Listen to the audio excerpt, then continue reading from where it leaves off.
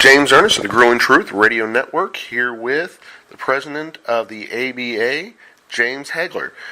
James, tell us, what is the ABA all about? Well, the ABA is a body of sanction. We do national titles, regional titles, state titles. We do have our own ranking system where we rank each fighters. And we have an IRA plan set up for fighters as well. So if something goes wrong in a fighter's career, he has something to lean back on, can't cash out until he's about 65 years old. It's a great program that we got going on. And we're looking to put belts around people's waists and also educate the fighters as well. We got Legal Shield that's involved with us as well, so the fighters can, get legal representations. And, one thing about what our organization does is that, we let fighters know as well as educate them as far as like, if a fighter's making $1,500 a month, he's eligible to get medical insurance. Mm-hmm. That's something that a lot of fighters don't know. Well, that's and the IRA. Mm-hmm. Oh, I'm sorry. I was going to say that's always good. The more information a fighter can have to be able to better themselves. Exactly, and that's what this organization is about. We want to take care of our fighters, plus with medical as well. We got Evander Holyfield, Real Deal Promotions working with us. We got Riddick Bowe, James Toney, and everybody's just trying to come up with ways where where we can take care of our fighters better. Because the new generation that's coming up, if you take a look at it, you see all these kids learning how to box. They're just not learning how to box. They're learning how to train too. They're learning how to do the handmade. So that generation that comes up, if the kids stick with it, it's going to be phenomenal for boxing. I think you're going to see some of the Muhammad Hagler fighters and the Alis and the Ray Leonards. And I think you're going to see some of those characters. And that's good. So when that happens, we want to be ahead of the game to a certain extent where we can take care of these fighters, and make sure that they they got the proper education and learn how to promote themselves and learn how to, and just be more efficient with their own business, because they are their own business. So it sounds like you're working on kind of a renaissance or rebirth of the boxing industry. Yeah, you could say that. But that's our direction that we're headed towards. How important is it for boxers to plan for their later years? It's very, very, very important. I think our sport is like one of the sports that, there's a lot of millionaires, a lot of great fighters, and if they don't invest correctly, they lose their money. They end up losing all their money, and then they can't find jobs. They don't really have an education. So it makes it very difficult to see, and it's sad to see that this guy had $300 million, man. Yesterday he had $300 million. Now he doesn't have nothing. He's broke, and you try to wonder where the money goes, and they just some fighters live recklessly. And to me, that's very important. You have to be fruitful with your money. How does the ABA give back? Excuse me? How does the ABA give back to fighters? Like your charity event that you do each year with the where you pick one fighter? Charity event? I didn't hear you. That event where you pick one fighter, or that however you do it, where you pick the one fighter and you take them off, you help them back up. Oh, okay. I know what you're talking about. Yeah, well, we're trying to do just more than one fighter. It's just not just one fighter. We're trying to do main fights like that. We even trying to give, some of the older guys the IRA plan as well. And, just reaching out to them, more than one fighter. Excellent. How can fighters invest in themselves? What's the best way to invest in yourself as a fighter? Well, to invest in yourself, basically just put money up and get some foundations and put back into the game. Get some foundations where you can make donations and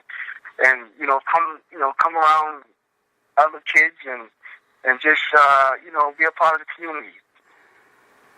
How do you connect them with independent financial planners? I mean, do you already have people that you have planners that you've pre-screened to know that they do an excellent job, that kind of thing? Yeah, definitely. Definitely, we have advisors on board as well. Tell us about the American Dream and how the ABA is pursuing that for the fighters. Okay, well, like I said, it's an American belt. You have to be an American to have this title. And as soon as you come out of the amateurs, that's the first belt you want to grab. And we want everybody to think American. We want to be American. You know what I'm saying? So we headed in that direction. It's all about America. We even getting some things going right now where we're trying to get gloves manufactured, and they'll be manufactured right here in the United States. Nice. So we're trying to do a lot of things that's going to be just American, and we're working on it, and we're trying to get it done. What are the biggest changes do you feel that have happened in boxing from your father's day to modern boxing?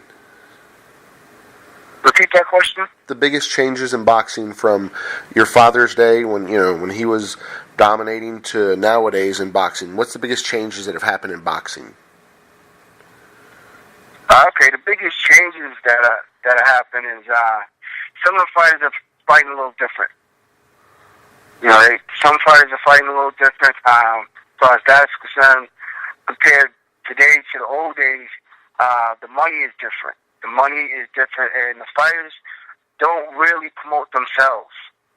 And I remember when my dad, back in his day, he would always promote himself and get out there and get in the community and be a people's champ. And once you're doing that, the community gets right behind you and you sell tickets. Nowadays, fighters, they don't really promote themselves. You don't see them in the community so much. I'm not gonna say every fighter, but the majority of them aren't in the community as much.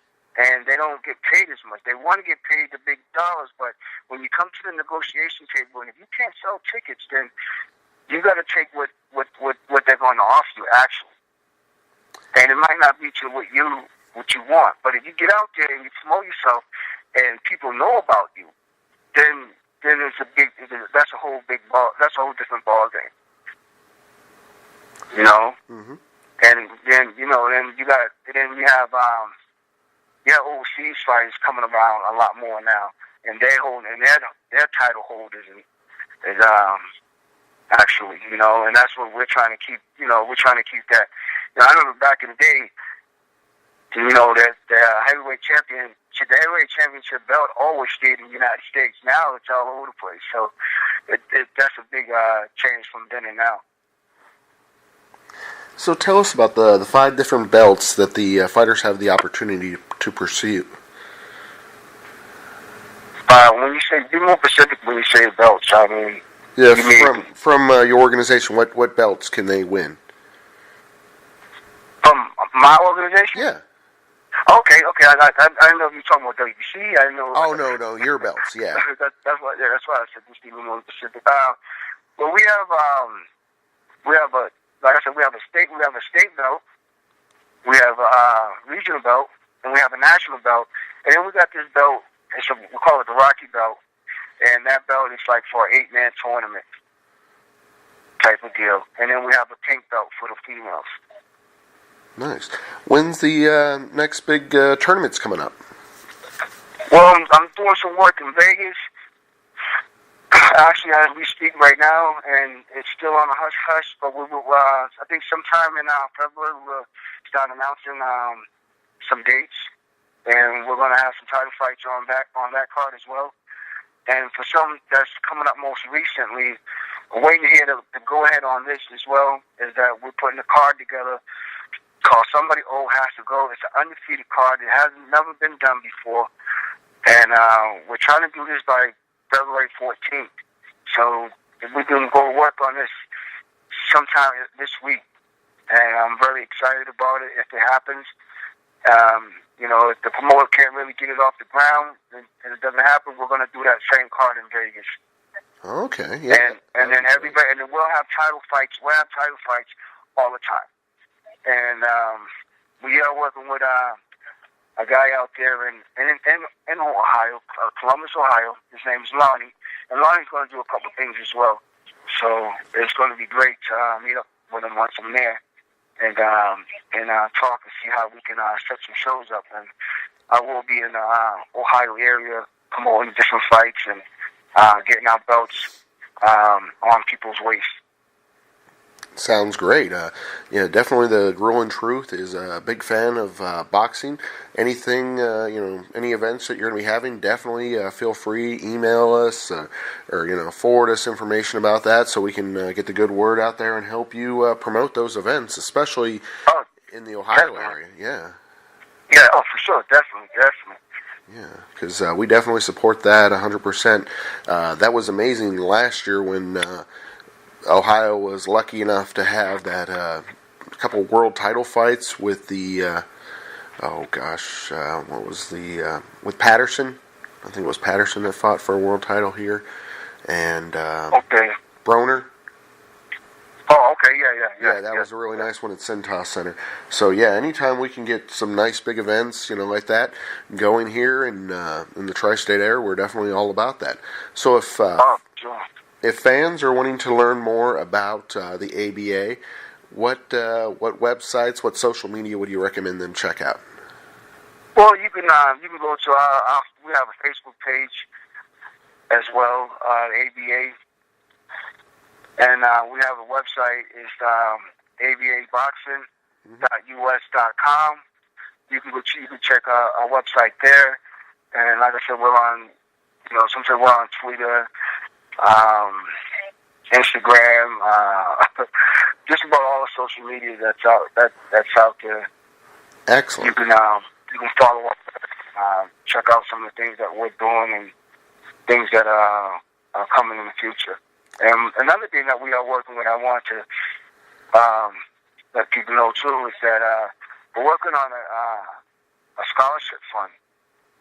And Brian Farber is one of the fighters that ever got a scholarship to college through boxing, and we're trying to bring that back as well for the fighters too, for kids and any fighter. So you can get an education as well, and be able to take care of yourself. If something goes wrong, you got something to fall back on. That's the most important thing, is just to have something to fall back on. Because if something happens to you in your career, or you get sick, or you get hurt, then your life is just about over then, So, and the ABA tries to give back to some of the fighters that are already hurt, like Gerald McCullen and a couple other fighters that that's never going to be able to function right. So, that's the main concern with the ABA at this moment. So it sounds like the ABA is doing a lot of good things. It's taking care of the fighters that have fought and helped build boxing, by taking care of them in their older age, and then creating information for the younger fighters for their futures. Exactly. Excellent. And then, of course, the best part about boxing, that opportunity to go out there and live the American dream, winning those titles, defending those titles, and just building the brand back up. That's right. And that's Ronnie wants to do. Ronnie was saying to me he wanted to build Columbus up, because he was telling me at one point in time it was real big. And I know that time, too. I think it was around 2007, Ohio had all great Olympic hopefuls. They had a lot of great Olympic hopefuls. And I was paying attention. At the time, I was talking to Ricardo Williams' father. And I was talking to some of the other fighters out there that was in the gyms, and they went as far as I want to say Olympic trials, I think. And some of them didn't do too well towards the end, but on the road getting there, they was phenomenal. Yeah. And Ohio was real big at the time with this boxing, and everybody knew it across the country that the talent was coming out of Ohio. So when Lonnie said that to me, he said, then it kind of died. And I said, yeah, I noticed that, and I paid attention. And he says, well, we're trying to build it up and out here. We're trying to get it back to where it used to be, and we're having some good success with it. I was like, cool, that's all right. So when I come, that's one of the things that we're going to be talking about. Sounds great. I look forward to that. And definitely want to have you back on the show again in the future. And, of course, we'd love to have your dad on the Legends show. Oh, that would be great.